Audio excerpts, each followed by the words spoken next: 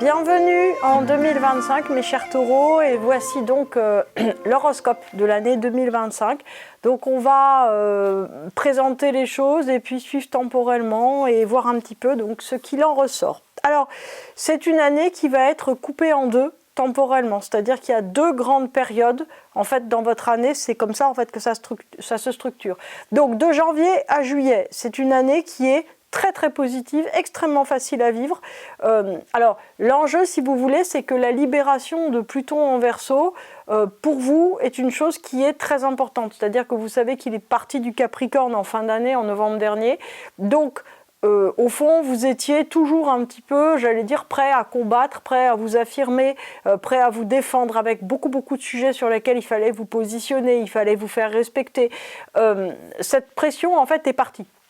Ce qui fait qu'en fait, il y a une libération en termes d'action, en termes, on va dire, de volonté. C'est-à-dire que quand vous voulez quelque chose, c'est beaucoup plus simple, en fait, de le mettre en place, de le positionner, de le réaliser dans le monde extérieur, aussi avec d'autres. C'est-à-dire que c'est un petit peu comme si vous vous disiez « Ah, mais en fait, maintenant, c'est simple, tout est bien accueilli. » Concrètement aussi, vous avez les moyens financiers de faire les projets qui vous tiennent à cœur. Bref, il y a une beaucoup plus grande fluidité qui est là. Donc ça, en fait, c'est la libération de Pluton.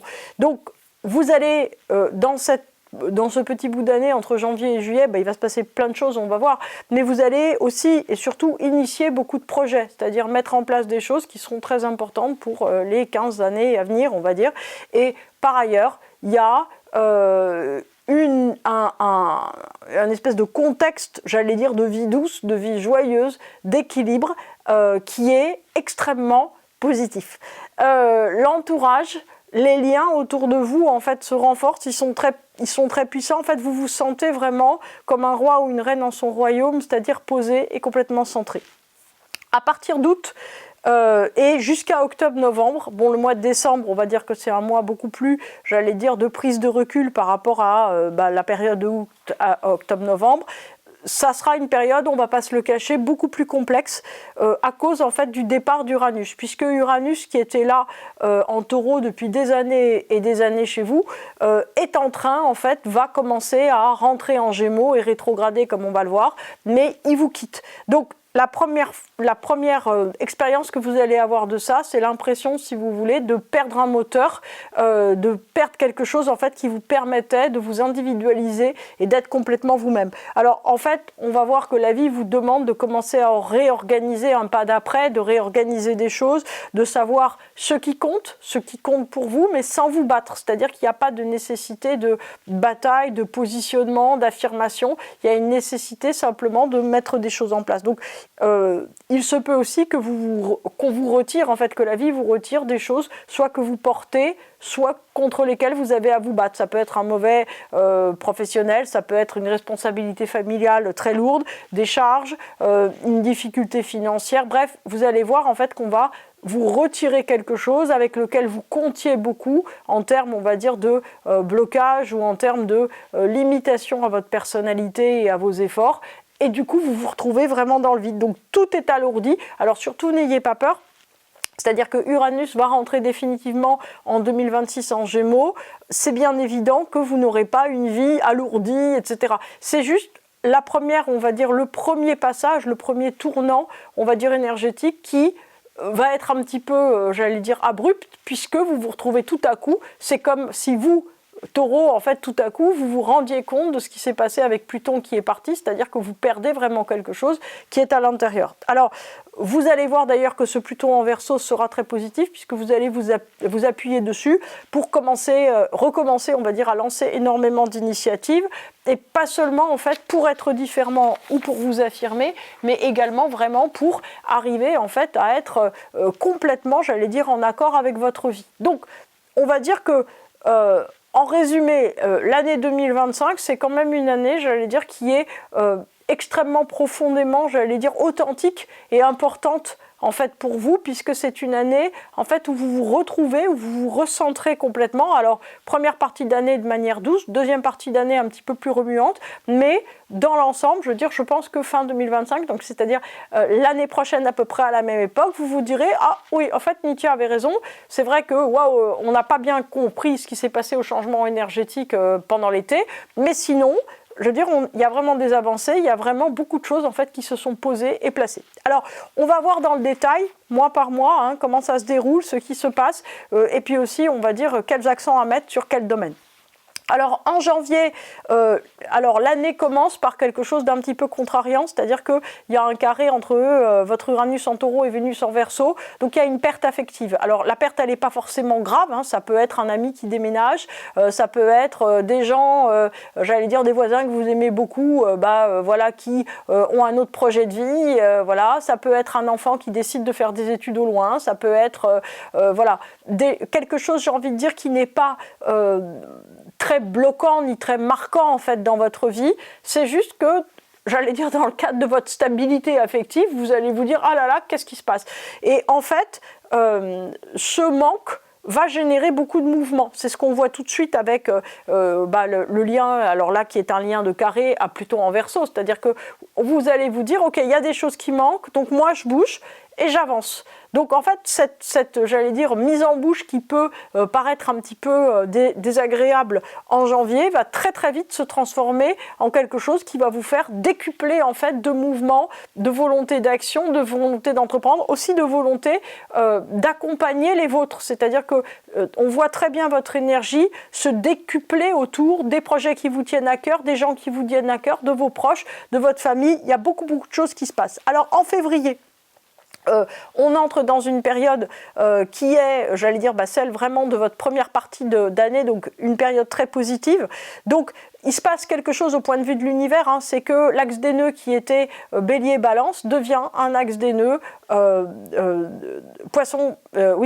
Balance-Bélier devient un axe des nœuds Vierge-Poisson. Donc, qu'est-ce que ça veut dire pour vous? Ça veut dire qu'en fait, vous allez vous sentir comme là encore, installé, bien posé, c'est-à-dire avec aucune énergie qui vous contrecarre, avec que des choses en fait qui sont très confortantes, qui vont, on va dire, globalement, qui vont du concret à l'affectif, c'est-à-dire qu'en fait vous allez vous dire mais que d'opportunités concrètes qui m'amène quoi? Qui m'amène une qualité de vie, qui m'amène peut-être une qualité financière, qui m'amène un entourage plus fort, qui éventuellement fait que j'ai plus de liens avec mes proches, qu'il y a beaucoup de projets qui peuvent se dénouer, c'est-à-dire que vous allez avoir l'impression en fait que tout à coup, les choses tournent très très bien dans votre vie matérielle et que ça amène en fait, si vous voulez, affectivement quelque chose qui vous va très bien. Alors ça, c'est très fortement, j'allais dire, consolidé en fait par un magnifique sextile à Neptune conjoint Vénus en Poisson, plus le nœud nord. Donc en fait, on est vraiment, si vous voulez, dans le début d'une période aussi de renouveau affectif. Alors attention, renouveau affectif, oui, mais avec des gens qui sont déjà présents dans votre vie. C'est-à-dire qu'on n'est pas, pour vous, Taureau, dans le fait d'aller chercher des gens nouveaux. C'est-à-dire que ce soit même sur le plan sentimental, s'il y a quelqu'un qui rentre dans votre vie, c'est quelqu'un qui est là depuis toujours. C'est quelqu'un avec lequel vous avez un lien, ou avec laquelle ou avec lequel vous avez un lien. C'est quelqu'un qui est fortement puissant. Quoi qu'il en soit, de toute façon, le renouveau affectif peut venir même de gens qui sont, j'allais dire, pour vous étonnants. Une cousine éloignée, un parent âgé, tout à coup vous vous dites mais c'est incroyable, j'ai accueilli ma vieille tante, en fait elle fait tout le ménage, elle est incroyable, et en plus de ça elle fait du montage vidéo, juste voilà, heureusement qu'elle est là. Bref, d'une certaine façon, si vous voulez, vous laissez beaucoup plus d'espace. En fait, vous êtes beaucoup plus adouci, effectivement, donc vous laissez beaucoup plus d'espace à chacun d'être là. Et donc, vous vous dites, ah, mais il y a plein de projets, il y a plein de choses qui sont en train de se mettre.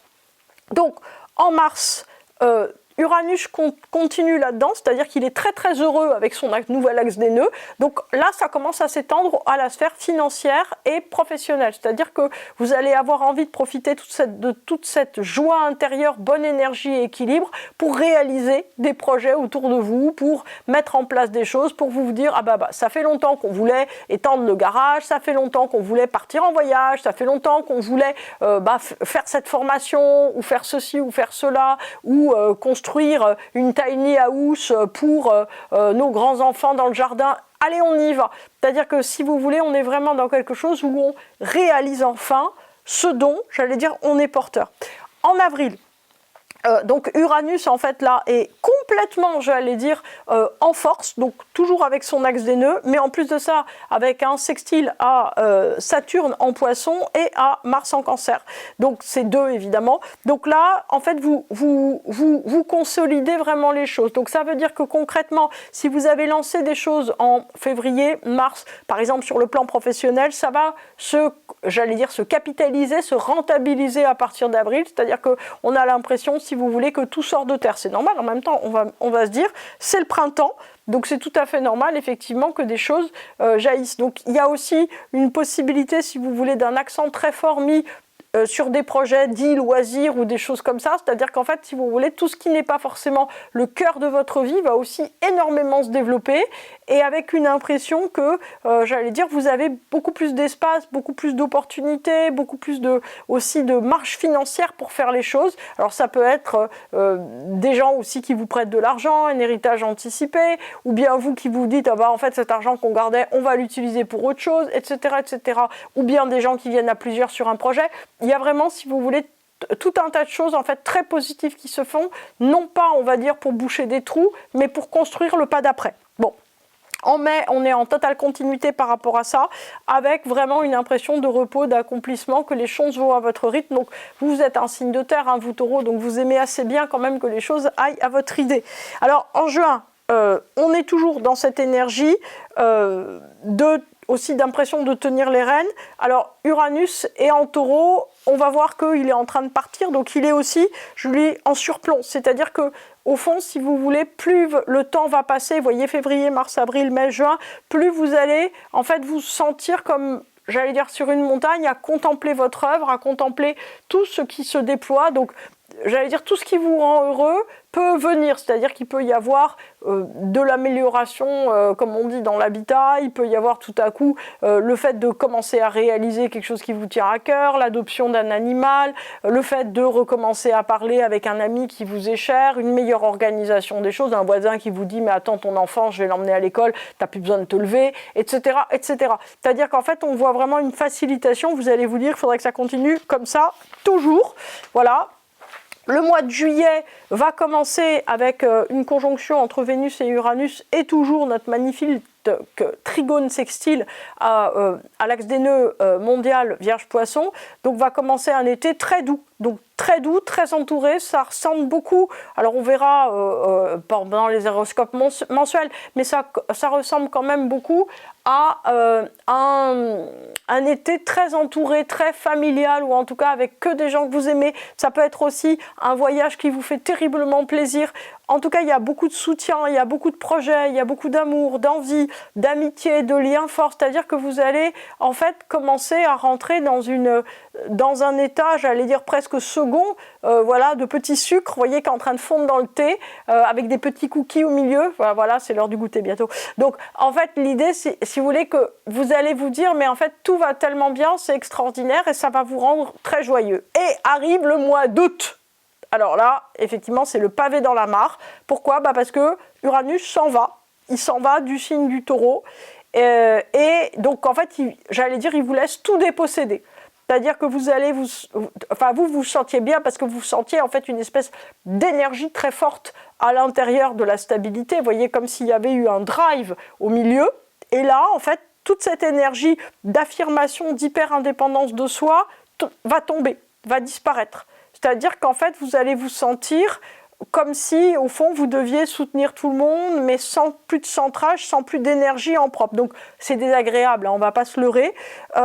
Il y a une opposition à la Lilith en Scorpion qui fait qu'il y a un sentiment de page blanche un peu angoissante. C'est-à-dire, alors on peut imaginer, vous voyez, juillet, vous passez de super vacances, et en août, en fait, les choses commencent de se retirer. Vous sentez les gens qui sont moins impliqués, etc. Chacun repart dans sa vie, et vous vous sentez un peu laissé pour compte. Il y a la rétrogradation de Pluton en Verseau qui est là, donc il y a moins d'envie, il y a plus de fatigue. Il est possible même que vous ayez, j'allais dire, voilà, un petit problème de santé, enfin rien de grave, mais en même temps, si vous voulez, on est dans un état qui est relativement déceptif. Alors qu'est-ce qu'il faut en tirer de ce mois d'août ? Il faut comprendre que quand on a vécu plus de 10 ans avec une énergie en fait qui allait complètement à rebrousse-poil de soi, hein, c'est Uranus en Taureau, c'est-à-dire une énergie d'individualisation, une énergie qui vous poussait à aller de l'avant, qui vous poussait à vous dépasser tout le temps, qui vous mettait, j'allais dire, en surchauffe, elle part, vous vous sentez bizarre. C'est tout simplement ça. Donc l'idée là, c'est que vous allez sentir, j'allais dire, un espèce d'aplatissement et que ça va être compliqué. Donc en fait, vous allez probablement chercher la raison. C'est-à-dire que vous allez vous dire, qu'est-ce qui ne va pas dans ma vie ? Rien. En fait, c'est juste contextuel et énergétique. Donc on passe en septembre. En septembre, il y a... Donc on est dans la deuxième partie, hein. Donc septembre, il y a un carré à Vénus et Mercure en Lion, donc ça veut dire qu'il y a probablement des projets ou des investissements ou des changements que vous auriez voulu vouloir se réaliser dès la rentrée qui ne vont pas se faire. Il y a toujours l'opposition à Lilith en Scorpion, donc des plans qui tombent à l'eau, des angoisses, etc., etc.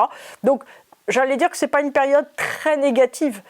C'est juste une période un peu négative, mais qui suit des périodes très très positives. Donc en fait, c'est ça qui est très compliqué. En fait, on a un problème de contraste sur Terre, c'est qu'on a énormément de mal, si vous voulez. En fait, quand tout va mal, on se dit « Oh, il y a un oiseau sur la branche, comme c'est beau, voilà, il y a un rouge-gorge, il a fait cuit-cuit, ça y est, on se sent mieux. » La question, si vous voulez, sur Terre, c'est qu'on a vraiment beaucoup de mal, en vérité, si vous voulez, à alterner. C'est-à-dire que quand tout va bien, on peut avoir peur que les choses aillent moins bien, mais surtout, si vous voulez, on devient très sensible au fait que ça ne change plus. Et au contraire, quand les choses vont mal, on se dit ça va durer toujours, c'est une catastrophe. En tout cas, là, je veux dire, il n'y a pas de responsabilité, il n'y a pas de culpabilité, il faut juste se dire, il y a un changement vers le négatif un peu éphémère. Donc, vous voyez, l'horoscope, en fait, ça peut être très utile comme ça, parce que, au fond, vous allez suivre au fur et à mesure, prendre confiance, et donc, quand vous serez en août ou en septembre, au lieu de tomber au fond du trou, vous vous direz « Attends, mais qu'est-ce qu'elle a dit Nithya ?» Ça veut dire que ça va changer, donc ok, on traverse, on supporte et ça va aller. Octobre. Donc octobre, il y a une opposition à Mars en Scorpion, il y a toujours la rétrogradation de Pluton en Verseau, donc en fait il y a un choix difficile à faire, il y a un choix qui ne va pas de soi, donc je pense que ça c'est quelque chose qui relève d'un choix probablement familial ou peut-être que ça peut être un changement d'activité, quelque chose comme ça. En tout cas, c'est quelque chose qui ne vous fait pas plaisir, tout simplement parce que vous n'êtes pas sûr d'avoir tous les tenants et tous les aboutissants et que vous n'êtes pas sûr de savoir où est votre intérêt. Ce que je vous conseille, c'est d'attendre novembre. Pourquoi ? Pas parce qu'en novembre, vous avez toujours l'opposition à Mars en Scorpion. Par contre, Pluton redevient direct. Donc en fait, les choix à faire redeviennent évidents. Donc en fait, à partir de novembre, vous allez voir, ça va intervenir à peu près au 10 novembre, vous allez voir en fait que tout à coup, les choses redeviennent claires, se placent. Donc si on compte bien, ça fait août, septembre, octobre et jusqu'au 10 novembre, où c'est une période moins sympathique. Bon, on va survivre, hein, vous aussi. Et en décembre, il y a le retour d'Uranus rétrograde en Taureau. Donc là, en fait, vous vous dites « Ah, me voilà à nouveau moi-même !» Voilà. Donc on va voir, comme je vous l'ai dit, que quand Uranus va partir définitivement, bien sûr que vous n'allez pas vous sentir complètement à plat pour les 15 prochaines années. Mais par contre, c'est vrai que Uranus qui va passer en Gémeaux en 2026 va signifier une fin d'époque réelle dans votre vie.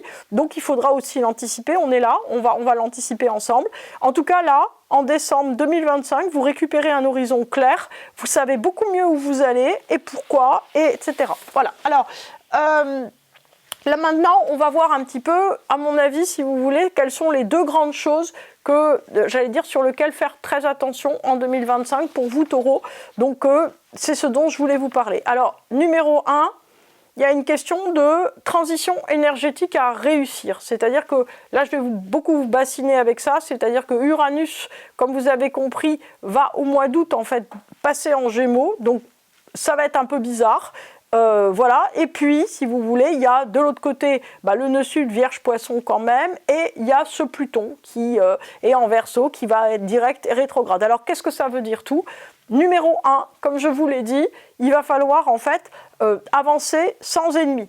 Ça, c'est la première chose qui est très importante. Donc, avancer sans ennemis et sans penser qu'il y en a des tapis un peu partout là, qui vont surgir de derrière les canapés et autres, non, voilà, ou de derrière les arbres. Il n'y a pas d'ennemis. On se retrouve dans une situation qui est une situation complètement différente de vie. C'est-à-dire qu'en fait, on est dans quelque chose où somme toute, j'allais dire, il y a quand même beaucoup de choses qui ont été réalisées, édifiées dans votre vie, donc il y a déjà des étapes qui sont passées et qui sont positives.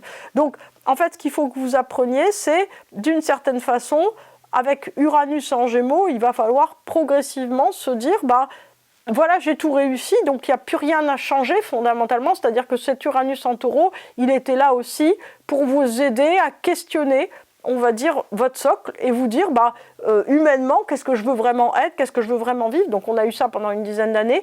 Aujourd'hui, on arrive à un point, avec Uranus en Gémeaux, où vous profitez de ce que vous avez mis en place. C'est ça qui est là. Donc en fait, il y a, j'allais dire, on peut faire grandir des choses, mais on ne va pas désédifier des choses. Donc on va aussi en parler en deuxième partie de mes conseils. Vous allez voir. Donc l'arrivée maintenant de l'axe mondial en Vierge Poisson, c'est un grand mouvement énergétique important pour vous qui sera très positif, puisque c'est une énergie, si vous voulez, qui va très très bien marcher, on va dire, avec la vôtre. C'est une énergie, vous êtes des gens très concrets, donc en fait, si vous voulez qu'il y ait un focus de l'univers sur la faisabilité, le concret des choses et les détails, etc., c'est pas quelque chose qui va grandement vous poser problème. L'ouverture du cœur, vous êtes complètement dedans grâce au départ de Pluton en Capricorne. Donc ça veut dire que l'arrivée en fait de Pluton en Verseau vous aide à aller en honneur Poisson de l'univers et pour le reste, je veux dire, gérer des choses, vous le faites très bien et en fait vous allez juste vous dire ok, il y a des priorités à faire, etc. À partir d'août, ça sera un petit peu plus dense, c'est-à-dire que vous allez vous dire ah oui, il y a 1000 trucs à régler, il y a peut-être beaucoup d'administratifs ou d'organisation à faire et voilà, et c'est tout. Troisième point très important, Pluton, donc, qui est rentré en Verseau, on le saura à partir de novembre 2025, va être au début direct, puis rétrograde. Donc qu'est-ce que ça veut dire ? Ça veut dire que tant qu'il est direct, en fait, le fait d'agir c'est naturel. C'est-à-dire que vous, ça libère complètement l'action. C'est-à-dire que ça réouvre le champ des possibles de l'action. C'est-à-dire que vous vous sentez en capacité de tout faire, d'aller de l'avant, d'initier des projets, de faire des formations, de vous lancer dans des choses, de reparler à des gens, en fait, de vous débloquer intérieurement, extérieurement, profondément. Quand il va être rétrograde, ça sera une mauvaise période pour agir, c'est-à-dire ça dure 3 mois et ça ne sera pas le moment de lancer des choses. Heureusement, il est rétrograde 3 mois et après c'est terminé. Le point, si vous voulez, ça veut simplement dire, j'ai envie de dire au niveau énergétique, que ça ne va pas être le moment pour vous de lancer des grands chantiers de rénovation dans votre vie. Alors, deuxième point, maintenant, très concret et très important. Ce qu'on veut dire, si vous voulez, c'est que Uranus va rentrer en Gémeaux en 2026 et ça veut dire qu'il va y avoir pour vous en fait un projet de réorganisation patrimoniale, financier ou d'organisation de vie qui va se poser. Pourquoi ? Puisque vous n'êtes plus en fait dans une phase d'édification de votre existence, mais une phase en fait de profiter de ce que vous avez mis en place, de ce que vous avez vécu. Donc comment est-ce que vous allez profiter des choses sans que ça soit extrêmement pesant ? C'est-à-dire que les 3 sujets, donc patrimonial, c'est-à-dire les maisons que vous possédez ou la maison que vous possédez ou l'endroit où vous voulez vivre, etc., les finances et la vie au quotidien, comment est-ce que vous allez entremêler les 3 ? Donc il va falloir, avec Uranus en Gémeaux, sortir des solutions classiques, c'est-à-dire qu'il faut absolument que vous essayiez au fond de réfléchir un peu autrement, c'est-à-dire qu'au fond, il ne faut pas que vous vous laissiez enfermer parce que probablement vous avez édifié des choses qui tournent, qui vont très bien, mais qui vont aussi avec une phase de vie qui est en train de se terminer. Donc ça veut dire que vous devez, j'allais dire, arriver au fond à aller, j'allais dire, de l'avant vers une autre phase de vie. C'est important de le faire concrètement. Il faut savoir qu'il y a une leçon affective de Uranus en Taureau, c'est-à-dire que c'est un peu comme si vous aviez fait le plan des gens nécessaires autour de vous, donc maintenant ils sont là, et votre vie elle a changé, donc il faut en tirer les conclusions. Alors, je finirai en vous donnant mon conseil pour cette année. Alors, le conseil, en fait, ce que je vous donne va dans la suite de ce que, je vous ai dit précédemment, c'est-à-dire centrez-vous sur ce qui est déjà et réellement là dans votre vie. Faites le tour, en fait, de ce qui compte vraiment pour vous, des gens, des choses qui sont là. En fait, plus vous essaierez, d'aller de l'avant et de déployer ce que vous avez, au lieu d'essayer de déployer ce qui n'est pas encore là, ce qui pourrait être là, ce que vous auriez pu vouloir faire autrefois, mais que vous voulez faire encore aujourd'hui, en fait, simplifiez-vous les choses, c'est-à-dire qu'en gros, déployez ce qui est là, véritablement, parce que, en fait, ça permettra aussi de j'allais dire, au reste, voyez, à tous les souvenirs, à tout ce que vous laissez en place, etc., de pouvoir se déployer et de trouver sa place. C'est-à-dire que votre passé trouvera aussi sa place dans votre avenir à partir du moment, si vous voulez, où en gros, vous ne serez pas jeté en avant à essayer de réaliser plein d'autres choses. Très bonne année 2025 à tous.